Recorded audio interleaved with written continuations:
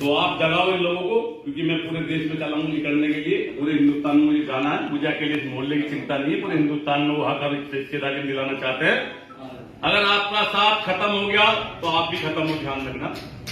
जो कहीं पढ़ाने लायक नहीं, उनके घरों पर छप्पर नहीं है, मिट्टी का तेल जला जला कर करते, तो उनकी सोच है कि उनके बच्चे एक रैली है 27 तारीख की हरिद्वार से। वो ऐसी रैली है जिससे पिछली बार हुई थी, मगर अब तक भीड़ से कम से कम 50-100 गुना ज्यादा हरिद्वार से है। हमारी राजनीतिक हिस्सेदारी मांग कर रहे हैं, कहीं ना कहीं ऐसे समाज को हम ताकत दिलाना चाहते हैं सरकार को, जो आज तक 75-78 सालों में उसकी हिस्सेदारी गायब कर दी गई। और तुम्हें ये भी पता कि लंबे टाइम से हम लड़ाई लड़ रहे हैं, कभी कमिश्नरी पे घेर लेते हैं, गले घोड़े बनवा देते हैं, कभी यहाँ पे अपना डीएम कार्यालय बनवा देते हैं, कभी दिल्ली में। पिछली बार हम पैदल गए जंतर मंतर तक, 3 से 4 दिन का कारवां पैदल चले, 50 से 60 किलोमीटर लोग पैदल चले। अब की बार हमने हरिद्वार से 27 तारीख की सुबह 9 बजे, हम लोग तो कम हजारों से ज्यादा कई हजार लोग शाम को पहुंच जाएंगे हरिद्वार में वीआईपी घाट। हम आपके बीच में भी इसलिए आए हैं कि आप शहर में रहते हो, ज्यादा तादाद में रहते हो, कहीं ना कहीं उम्मीद हमारी होती है कि यार गौतम नगर के लोगों को नहीं कहेंगे। हम हर बार कहते हैं आप लोग, मगर मिलते नहीं हो जो तुम बैठे हो, इससे ज्यादा नहीं बढ़ पाते तुम तो नहीं बढ़ पाते, तो फिर हम जबरदस्ती तो आप लोगों से कर नहीं सकते। मगर आप ये देखो, कभी भी हम जब भी तुमने हमें आवाज दी, बावजूद मालूम है मैं 30 साल से लगातार काम कर रहा हूँ, 10 बार कम से कम गौतम नगर के लोगों के लिए थाना घेर करता हूँ। रात को 10 बजे तक और कोई ये बताए कि किसी से 2 पैसे लेने, कभी चंदा मांगने काम किया हो, मगर पता नहीं ऐसी क्या कमी है हमें, हमारी शिकल खराब है, हमारा काम खराब है, या हम खुद में खराब है कि इस मोहल्ले में 27-28 रोड और 27-28 थाना। तो क्यों खत्म कर देना चाहते हो? तो पूरे मोहल्ले को गायब कर रहे हो। आप जगाने का काम कर सकते हो, कहते इन्हें सर्वे कर सकते हो, इन्हें कह सकते हो जैसे रामचंद्र जी लगातार काम करते हैं, बाबूजी कितने दिन काम हो गए, ये बैठे थे वो, ये सारे लोग ही तो लोग हमें, सारे यही तो हमें बार बार, मगर वे नहीं लगते। तुम्हारा कोई काम भी नहीं है, तुम्हारे साथ कोई अत्याचार उत्पीड़न भी नहीं होता, तुम बैठे हो। बताओ सुरेश भाई, तुम्हारे साथ हुआ अब तक? तुम दूसरे के लिए फोन मारते हो कि फलाने की लड़की कैसे हो गया, फलाने की बेटे के साथ ऐसा हो गया, मगर वे नहीं, उनको शर्म नहीं आने वाली, वे नहीं निकलेंगे। तो ऐसी क्या गलती है हम में या तुम में, या कोई ऐसा गलत काम हम करते हो? और शहर के लोग पता नहीं क्यों नहीं निकल पाते। बहुत नजदीक मेरे कमिश्नरी है, सबसे आसान है, आप रक्षा से जा सकते हो।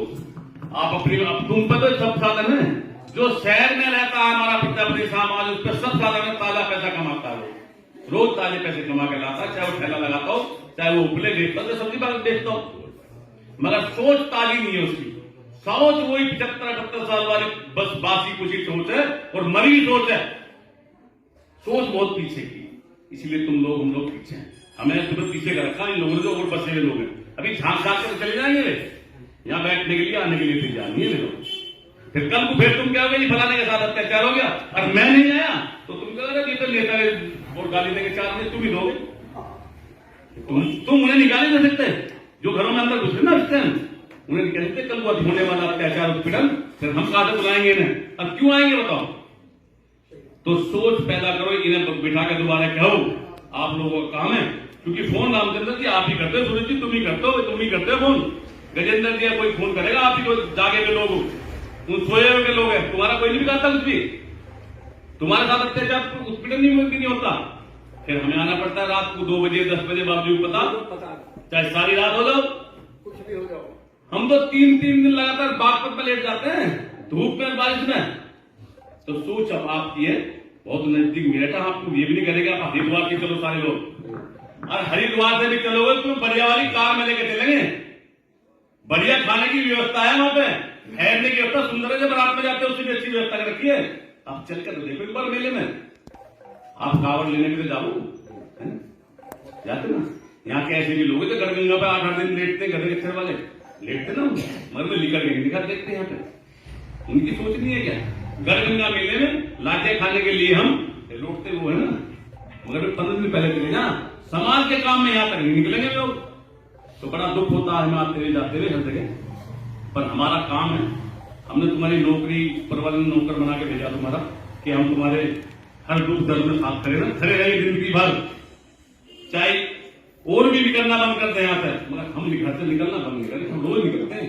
हम ये मेहनत देखो लगातार तन मन धन तीनों चीजों से, ये भूले राम जी बैठे बताओ, इनका इतना बढ़िया काम।